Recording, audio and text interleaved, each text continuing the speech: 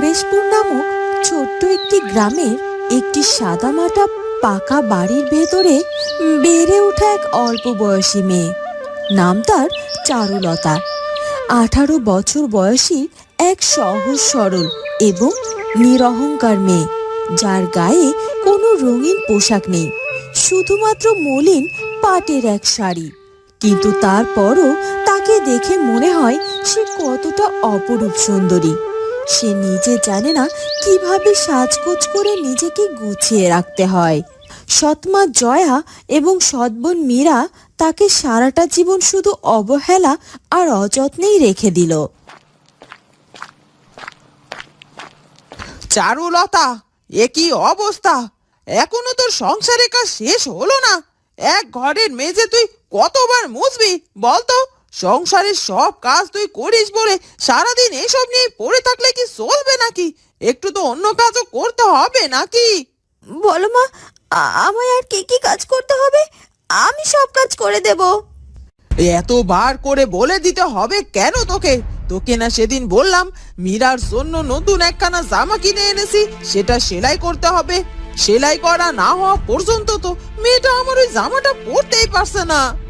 ঠিক আছে, আমি আমি আজকালের মধ্যে ওই ওই জামাটা সেলাই করে দেব।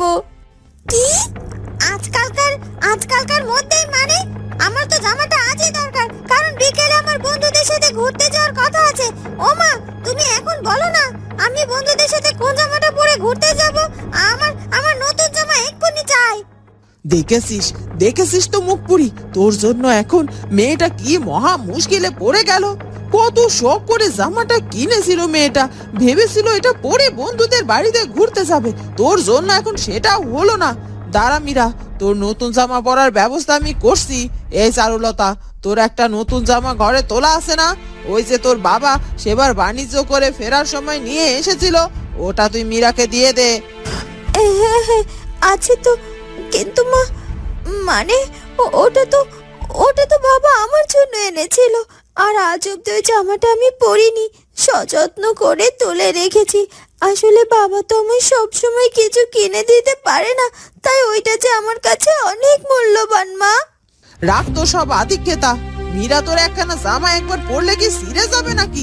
একবার পরে এসেই তোকে না হয় ফেরত দিয়ে দেবে।